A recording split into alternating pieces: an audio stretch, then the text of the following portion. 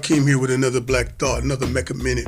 Hey, listen, today, man, I'm gonna name this video "The Importance of Having Someone to Relate to You," or the importance of you being able to relate to someone. Okay, to have that type of dynamic in a relationship or in a friendship. It really don't matter, but just the importance that you can springboard concepts and thoughts and theological constructs off of somebody. Okay, mad important, right? So let's look at the word relate or relation. Okay, relation, we already know what that means. We can simply mean someone that's connected to through bloodlines or whatever. So we're not even gonna go that deep. We're just gonna go with to relate. Simply means to understand, or someone who can kind of get where you're coming from. And that's what I'm gonna talk about today. That type of relate, to understand where a person is coming from, which is mad important. Now, you don't necessarily have to agree with what somebody is saying, but to have somebody to understand that you can cipher with and say, that person can say, yeah, I feel you, or I understand, which is mad important. So let's talk about it, man. So if myself personally, if I'm talking to someone, right, and I'm actually, just bringing up a subject matter that I'm assuming that this person can relate to. So if I use the term cave-dwelling human, and the person I'm talking to, the brother I'm speaking to, don't understand or never heard of that term, I may be blown away. Now, some might ask, why, hey, Brother Hiram, why would you be blown away? Because I'm assuming that the person that I'm dealing with have enough intelligence, and intelligence don't mean smart. I'm talking about intelligence. The root word is intel. That's information gained and retained. Okay, I'm assuming that the person I'm dealing with or been building with for years or whatever understands where I'm coming from when I use the term cave-dwelling human. Now, he may say, hey, I've never heard that before. And that's cool.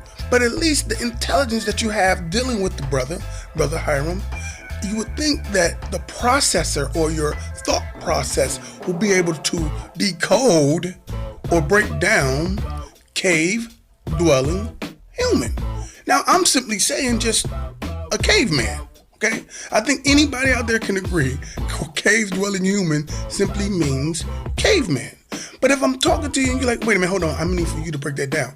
I'm thinking two things. Number one, you don't have enough intelligence to deal with me. That don't mean you're stupid. That means I have to break down the word cave-dwelling human so you can understand where it is I'm coming from, which is shocking if I'm building with my brother for years and he hit me with that. I need you to break that down for me. So, and that's cool. That's cool. Now, let's just say there's another thought, another belief where I'm coming from. I'm thinking, okay, if I ask a brother, or I'm just simply talking, and I say, do you know, and I bring up the term cave-dwelling human, blah, blah, blah, this and the third. Do you understand what I'm talking about? And he says, yo, bro, I never heard that before. I don't know what you're talking about. I'm thinking, do you? You do not know what I'm talking about when I say cave-dwelling human. Nope, I do not. And just kind of turn it off. Turn off the interest or whatever. I'm able to see in that person that person really ain't into what I'm talking about, because this person ain't giving the thought process that it takes to break down something as elementary as the word cave and dwelling and human. So for me to have to go about and realize that this person can care less. I mean, I could see that this person can care less about the dialogue we having, because this person is completely turned off to where their processor or the thing that processes their thoughts and concepts, or the intel that they got from me, which is just information that I've been talking with and to this person for over the years, is not really interested. So what do you do when you deal with these type of people? You do one. Number one, you either A, put more information when you talk. From that point on, this person don't understand me as I thought. Or B, think and realize this person ain't giving two rats butts or two rats asses about what it is you speaking about at that particular time, and they just showed their hand. So at the end of the day, that person is really not somebody you need to be ciphering with, because that person, maybe that day, that person wasn't really in the mood of it. But at the end of the day, if you have somebody that you can relate to 360 degrees, 100% of the time, you should be happy and glad, because you coming with some important stuff that's important to you.